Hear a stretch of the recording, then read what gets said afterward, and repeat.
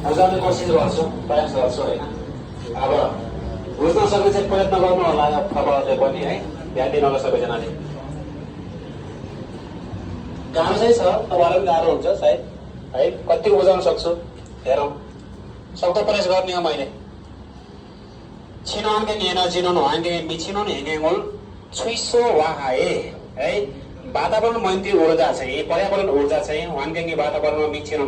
पार्ने हेङ्गेङुल प्रभावलाई छुइसो वाहाए है न्यूनीकरण गरेर वाङ्गेङुल फुवा हानुन्दी वातावरणमा सुरक्षा गर्ने बेलामा थोमोल छुनन है सहयोग पुर्याउने एनर्जी हो ऊर्जाको रूपमा छाइनेछ अदुल सुइनुन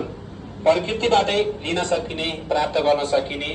छाउनु योम हाए स्रोतलाई प्रयोग गरेर चिसो खानु फाङ्सिको सिंसा हामीदा है लगातार सम्भव हुने तरिकाको रूपमा चाहिँ उत्पादन गरिन्छ। सेकेन्ड खाकुन है विश्वका चाहिँ विभिन्न राष्ट्रले चाहिँ सग्यो सप्तान खासो दोगे है पेट्रोलियम र कोइला र ग्यास इत्यादिको भाषक एलियो साइमो इन्धन जीवाश्म इन्धनको प्रयोगको कारणले हामीले है वातावरणको विनाश र क्यों फेनाए है जलवायु परिवर्तनमा क्यों खागी है सामना गर्नको लागि छिनमिन एनर्जी खेपाले है वातावरण मैत्री है ऊर्जाको विकासमा हिमसुको विश्वविद्यालय है प्रयास गरिरहेको छन् भनेर भन्छ कि विभिन्न देशहरू चाहिँ प्रयास गरिरहेको छन्। पहिलो कुरा चाहिँ मन्तव्यबाट चाहिँ यहाँबाट बुझाउन चाहिँ अलिक गाह्रो हुन्छ होला। पहिला चाहिँ यो के भन्छ जीवाश्म इन्धन भन्छ भाषक एल्यु भने के हो भनेर तपाईँलाई मैले बुझाउँछु होइन।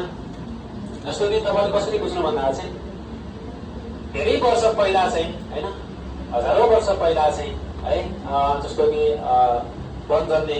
प्राणीहरू है जुन मरेर चाहिँ गाडिने हो नि त जमिनमा गाडिने हो नि त सबै होइन जीव जन्तुहरू सबै चाहिँ मरेर गाडिने हो त्यो गाडिसकेर हजारौँ वर्ष पछाडि आएर चाहिँ है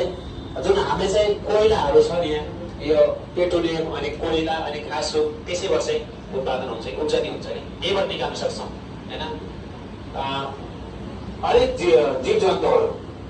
है बोट बिरुवाहरू जीव जन्तुहरू सब कुहिएको हुन्छ नि पहिला होइन हजारौँ वर्ष पहिला चाहिँ कुहिएर गाडिएको हुन्छ तिनीहरूबाट चाहिँ उत्पादन गर्ने ऊर्जा हो यही हो चाहिँ त्योबाट उत्पादन गर्ने ऊर्जाहरू चाहिँ यो भयो होइन सप्तान खासो अनि यताहरूको अनि सक्यौँ है। फेरि अहिले जस्तो अहिले गोरु मरेको छ अहिले गाड्दैछ भोलि कोही कोइला निकाल्ने होइन नि होइन बुझ्नुहुन्छ होइन मरेको छ भोलि गाड्दैछ अनि त्यसपछि गएर पर्सि चाहिँ फेरि यो पेट्रोल निकाल्नु खोजिरहेको छ हुँदैन त्यसरी चाहिँ धेरै वर्ष पहिला चाहिँ है मरेर गाडिएका वस्तुहरू चाहिँ हामीले के त यस्तो कुरा चाहिँ यस्तो ऊर्जाहरू निकाल्न सक्दो रहेछ। यो निकाल्नु भने के हो वातावरणमा हानि पुर्याउनु क्या बुझ्नुभयो क्या यो निकाल्नु भनेको वातावरणमा हानि पुर्याउनु हो। यो निकाल्दै गर्दाखेरि के हुन्छ जस्तो कि कुनै पहाडमा हामीले कोइला खानी छ भने त्यो कोइला खानी हामी निकाल्दै गर्दाखेरि के गर्छौँ कोइला निकाल्छौँ होइन कोइला निकाल्दा उतिखेर पहाड बस्यो होइन उतिखेर पहाड बस्दैन नि त केही समय पछि त्यसको प्रभाव पर्छ क्या त्यो भित्रले कोइला निकालिसकेको छ होइन केही समय पछि पक्कै त्यो पहाड बस्छ पहाड बस्यो भने के हुन्छ त्यो पहाड भएका रुख बिरुवा सबै मास्छ त्यो नै के हो वातावरण विनाश हो नि त होइन वातावरण विनाश त्यहाँबाट भयो। त्यति मात्रै होइन योहरू निकाल्नु यो भाषक यसले भनेको नि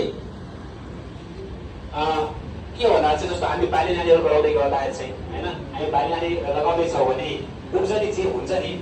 भाषण एल्यो छैन भने उब्जनी हुँदैन त्यो त मल हो त जमिनको व्यक्तिको मर्ने के हो भाषण एल्यो हो नि त होइन। हामी जति पनि बाली नानीहरू लगाइरहेको छौँ त्यहाँबाट हामी उब्जनी गर्छौँ हेर्नु योभन्दा धेरै वर्ष पहिला अहिले चाहिँ गाउँघरतिर चाहिँ बारीहरू चाहिँ बाँझै छ क्या होइन योभन्दा धेरै वर्ष पहिला चाहिँ हामी सानो हुने बेलामा चाहिँ जुन बारीमा हामीले मुरी